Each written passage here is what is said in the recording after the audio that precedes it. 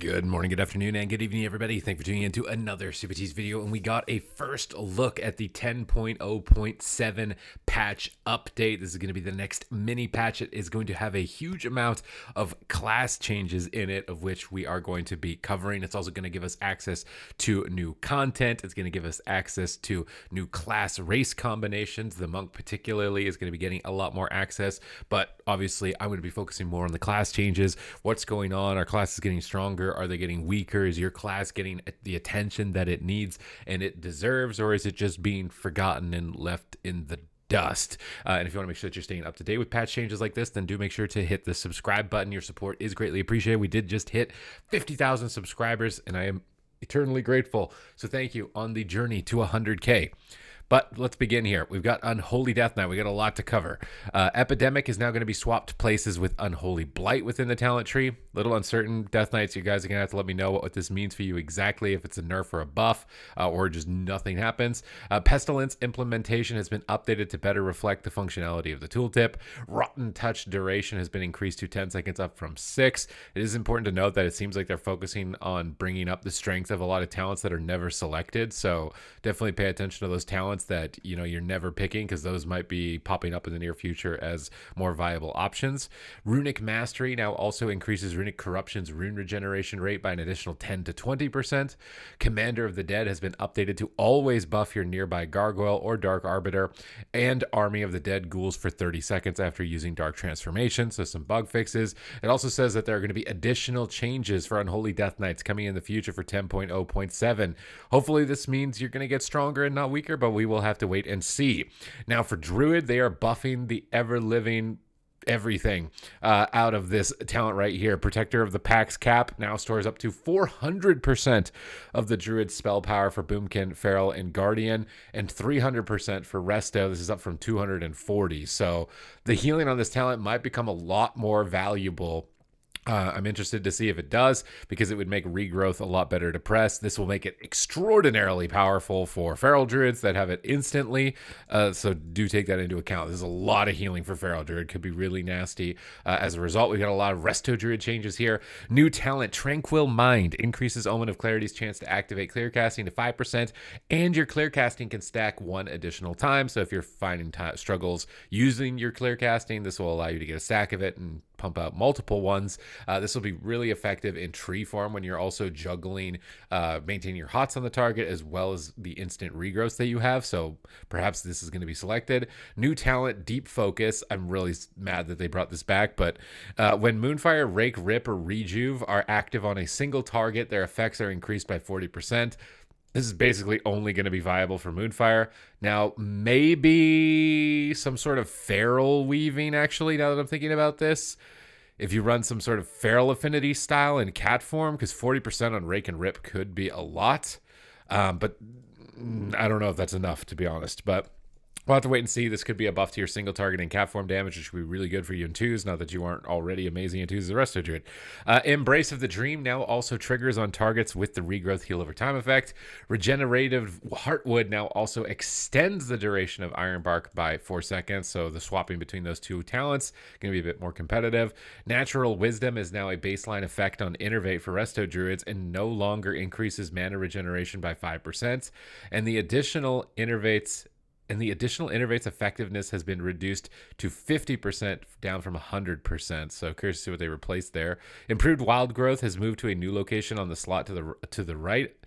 Cultivation has moved to where Improved Wild Growth's previous location was. This could completely change your talents for PvP. Nourish is now going to be replacing Cultivation's previous location.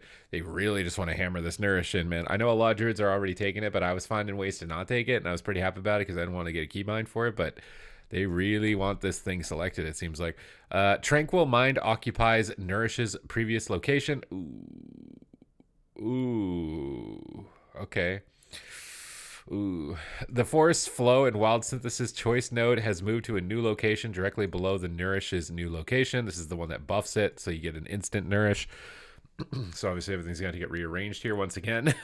Embrace of the Dream and Budding Leaves have swapped locations. This could be really big nerfs here. Also, Germination and the Power of the Arc Druid have swapped locations. I need to see a tree, man, because those are like the OP talents, and you're telling me they're going somewhere else. They also need to be in one condensed location. Does mean I can't get all of them? Invigorate is no longer on a choice node with power of the Arc Druid and has moved to locations to be directly beneath Overgrowth. Okay, so Invigorate's a little bit more accessible, but perhaps not with the swapping around. Power of the Arc Druid is now a choice node with Undergrowth, and Circle of Life and Death is now a choice node with Deep Focus.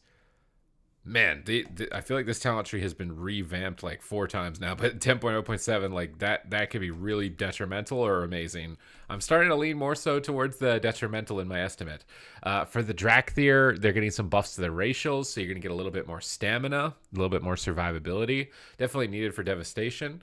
You're also going to get Foci of Life has been redesigned. Renewing Blaze will restore you health more quickly and causing damage you take to be healed back over 4 seconds. Ancient Flame has been redesigned. Casting Emerald Blossom or Verdant Embrace reduces the cast time of your next Living Flame by 40%. And Ancient Flame has been moved to Roar of Exhilaration's location in the talent tree, and Roar of Exhilaration has been completely removed. They're directly buffing Verdant Embrace healing for Devastation. Definitely something that was needed. Devastation is on the lower side when it comes to survivability, so this is going to be a nice little instant heal pick-me-up that you didn't have previously. For Monk, Thunder Focus T now causes Enveloping Mist to become instant cast in addition to its current effect, so a little bit more synergy with Thunder Focus T.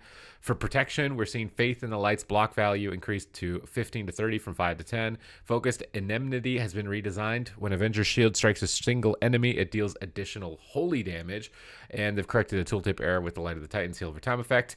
They talk here about the Retribution Paladin rework, but no specifics. I've got a video that already went into what they've posted so far, but Ret Paladin definitely is going to be getting the biggest tune-up, I think, of all of the classes moving forward. They fixed an issue with Discipline, causing Expiation to deal more damage than intended and ignore damage reduction effects. So a bit of a nerf, honestly, with that bug fix. And Shaman, this is the one that I feel like packs the most punch on top of some of the PvP changes later on, but they stuffed so much in here for Shaman. So are you getting the love you need? Are you getting abuse? We're going to have to wait and see. Earth Elemental and Primal Elemental are no longer going to taunt or pulse threats to enemies the Shaman is not in combat with. Earth Elemental and Primal Elemental no longer taunt or pulse threat to enemies that are attacking a player with a tank specialization. Curious, so they don't want the Earth Ellie pulling aggro. They want it to stay alive for its utility, but I would have thought that you wanted it to tank things for you in case your tank needed a mechanic tanked. So interesting here. PvEers are going to have to tell me if this is good or bad that this happens. I'm leaning towards bad. Astral Shift is getting a buff. Your Astral Shift is going to last 12 seconds up from 8. Plains Traveler no longer increases the duration of it, though. And Astral Bulwark now reduces damage taken by an additional 20% up from 15, but this is going to be a longer cooldown if you select this, I believe. Improved Lightning Bolt has been straight up removed. Thunderstorm has been moved to Improved Lightning Bolt's position in the talent tree. I think that's more accessible now. It's higher up. And Lightning Bolt, just baseline, is going to be doing 20% more damage for all specs. Go with the Flow now reduces the cooldown of Spirit Walk by 10 to 20 seconds, was 7.5 to 15. So trying to give you more mobility. This is definitely good for Enhance, but it's not like the best mobility cooldown in the game, but maybe it's going to be a little bit helpful. Thunderous Pause can now trigger every 20 seconds up from 60 or down from 60. So again, more mobility. Poison Cleansing Totem is now going to remove all bleed effects from the target. So this could be some good countermeasure into Assassination Rogue, considering how good it is at the moment. This is the type of mechanic that used to like hard counter Assassination to the point where they had to remove it. So have to wait and see. Either this is null effective because they'll just apply the poisons immediately again upon attacking, but definitely making it look possibly more desirable, so definitely keep your heads up for that one. Enfeeblement now applies during Hex and lasts for 6 seconds after Hex, so the damage reduction portion. I don't know if that's still enough to make you really want to get that. Ancestral Wolf Affinity has moved to the class tree and removed from all specialization trees. Focused Insight has moved to the Enhancement Elemental spec trees in place of Ancestral Wolf Affinity. This is intentionally being removed from Resto to avoid having too many talents that modify healing values. Okay. Swirling Currents has been redesigned, increasing the healing done by Healing Stream Totem and Cloudburst. So they really are focusing on your Healing Stream Totems, your totem healing in general. Several talents have moved position in the class tree. The fact that they've kept that so generic means that we're going to have to really pay attention to these class trees when they come out.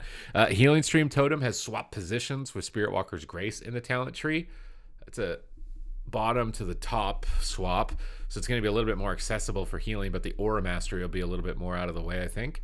Swirling Currents is also swapped position with Graceful Spirit and Spirit Walker's Aegis in the talent tree. Ancestral's Guidance has swapped positions with Nature's Swiftness in the talent tree. This is way too many swaps, dude. Nature's Guardian has swapped positions with Totemic Surge in the talent tree. And Earth Shield has swapped positions with Earth Elemental in the talent tree. Elemental Orbit has been moved under Earth Shield, so making that a little bit easier to get. And all 3 starter builds have been updated for all 3 specs. They're buffing your lightning bolt damage by another 35%, your chain lightning damage by 35%, and your wellspring healing is actually getting nerfed by 30%. Water Shield has been removed from the talent tree. It is now just a baseline spell, so you won't have to be going out of your way to get it or spending a talent point on it anymore. Resurgence has moved to Water Shield's position, although maybe you will with this talent. New talent, Current Control. This is going to reduce the cooldown of Healing Tide Totem. So a lot of focus on Healing Stream Totem, a lot of focus on Healing Tide Totem. New talent, Tide Turner. The lowest health target of the Healing Tide Totem is healed for 30% more and receives 15% more healing from you for 4 seconds. Even more focus on the totem healing. Choice Node has been added below Mana Tide. New talent, Temporary Name. It will increase the duration and radius of your Mana Tide Totem. New talent, Spirit Walker's Tidal Totem. After using Mana Tide Totem, the cast time of Healing Wave and Chain Heal is reduced, and the mana cost of Healing Wave and Chain Heal has also been reduced. Generally in PvP, your mana is never really a problem, but some cast speed on Healing Wave, possibly, but it seems pretty minor. We'll have to wait and see like how much it is going to be. Flow of the Tides now grants an additional bounce of Chain Heal in addition to its current effect. Unleash Life now converts 40% of Wellspring overhealing to an Absorb Shield. Was 25%, so this is more PvE focused. Ever Rising Tide has been removed. Downpour has been moved to the Ever Rising Tide's position in the talent tree, and Nature's Focus has been removed. The PvP talent Tidebringer has now moved to the Nature's Focus position as a 2-point talent. A connection has been added between Tidebringer and Primal Tide and Tidal Core and High Tide. Chain Heal's tooltip has been updated to indicate its jump distance to give more context to the Tidebringer talent, and Call of Thunder has been removed. Stormkeeper has been moved to the Call of Thunder's position in the talent tree. Acid Rain and Overflowing Shores are no longer a choice node altogether. Acid Rain remains in its position. Overflowing Shores is directly below Healing Rain. So I think your Riptide healing is going down overall. More focus on your totem healing. So killing these totems against shamans in PvP is going to be really important in this patch, and tunneling the shaman is just an even more kind of locked-in strategy would be my best estimation. So now we got some PvP changes, and for these PvP changes, it seems like it's all AoE focused. Tranquility is going to be doing 100% more healing in Arena. But they are nerfing the Keeper's Grove PvP talent to only be a 20% healing increase, down from 100%. They're going to be making Revival also heal for 100% more in Arena, as well as Restoral if you've spec'd into it instead. And your Healing Tide totem is baseline going to be healing 100% more in PvP. Living Tide will also now reduce the cooldown of your Healing Tide by 60 seconds, down from 90. So not available as frequently, but you have that talent that they just introduced in the baseline tree to compensate. And its healing will heal for only 25% more each time it pulses, was 100%. So more immediate healing from the totem, but less ramp from the totem. But generally, you're still going to have to be hyper focused on killing these totems, it seems, for healers. A lot of focus on healers in this patch, and it seems like Rep Paladins are going to be getting a lot of attention in the future that I'll definitely be covering. Really interested to see, as well as what they're going to be doing with Death Knight. But this was just a first look, a first glance of 10.0.7 and what exactly is going on. It is my hope that we will still see some hot fixes, especially when it comes to PvP, given the current balance with things like, assassination rogues. And honestly, I feel like Enhancement Shaman could use a little bit of love that it's not quite getting at the moment, at least when it comes to PvP. But other than that, thank you very much for watching the video. I hope that you have enjoyed this update, and I will catch you in the next video.